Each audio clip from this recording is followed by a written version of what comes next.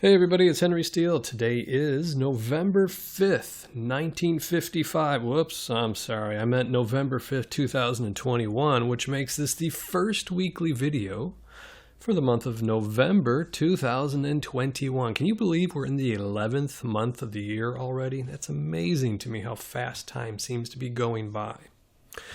So in this video, I just wanted to point a little something out to you. Just wanted to show it to you and let you think about it for a while. This is the Dow Jones Industrial Average, and this is a daily chart here. And I'm going to go out to maybe the monthly. Let's look. Now, you know what? I'm going to go to the yearly. Let's go all the way out to the 12-month chart or the yearly chart right here. So this is all the data for the Dow Jones Industrial Average all the way back from when it was conceived and created back in 1896, essentially, all the way till now right here. So I'm going to scroll over here, and I'm actually going to zoom in a little bit more. As we scroll over here, we get to see more detail in the movements here way back in the early part of the 1900s or the 20th century.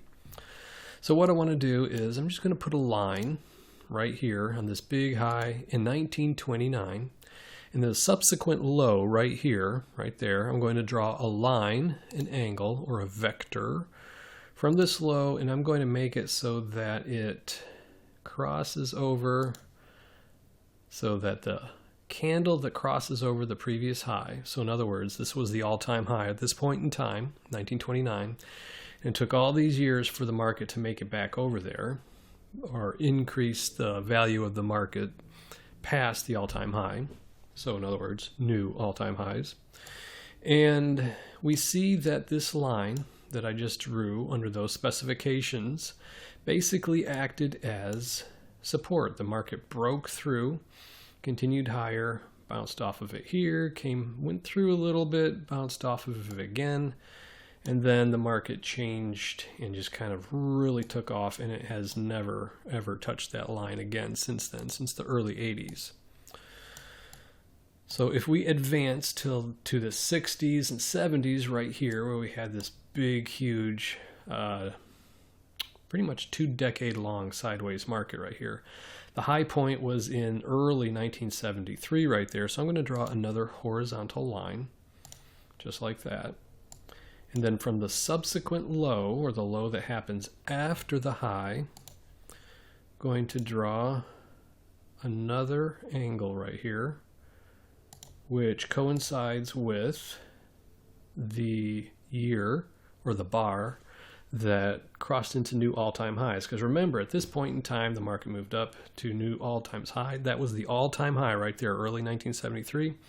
The market stayed under it for years, not as many years as before, and then breaks to new all-time highs right there. And again, the market just kind of sits on this and then takes off from it. So if anything, this line is support right there. So the market takes off, and then it makes, of course, the new high right here in 2000. So I'm going to do the same thing right here. There's the subsequent low that I'm going to use. There we go. So I'm going to go from there, and I'm going to draw this line, this angle, right there. Now you notice the amount of time that it spent from this all-time high where the market moved down. It spent several years below that, but relatively quickly compared to the previous couple of times where the market made an all-time high and then stayed under it for quite a few years.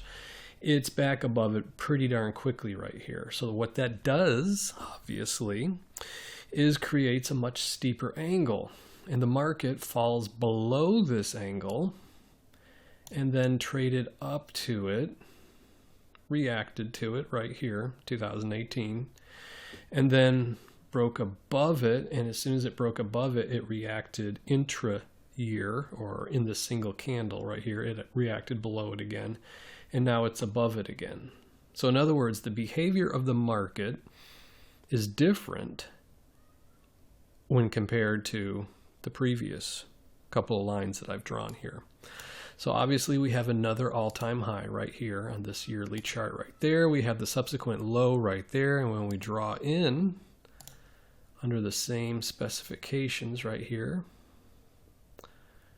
where we draw on the candle that breaks to new all-time highs, the yearly candle, we see that the market is basically just following this line and it's closed above it consistently, but it's a much, much tighter fit at this point in time. And we've just been moving up stronger, you know, in the last decade and a half or so. We've been moving up pretty strongly, and we've been managing to close above this line right here. But the big thing I wanted to point out to you is not so much that it could be construed that we're due for a pullback here and it could come back to somewhere around this line. So, I mean, that's a pretty big retracement right there. In the grand scheme of things, looking at this chart, it's just a small pullback, but it's actually a good, 4,000 or 5,000 points possible that it could pull back here in the Dow Jones Industrial Average. But what I really wanted to point out was the behavior of these lines versus the actual market. In other words, once we crossed this point right here and drew this line from the 1929, the market pretty much stayed above it pretty consistently, with one exception right there. We drew this second line right here, and the market just stayed above it pretty strongly. But then once we got to 2000, things have been happening more quickly, and these lines are significantly steeper, and the market's having a much harder time keeping up with these particular lines right there, which could be construed as, in the grand scheme of things, and by that I mean in the 125-ish year history of the Dow Jones Industrial Average, we're in a position now where we might not be able to stay above the next line.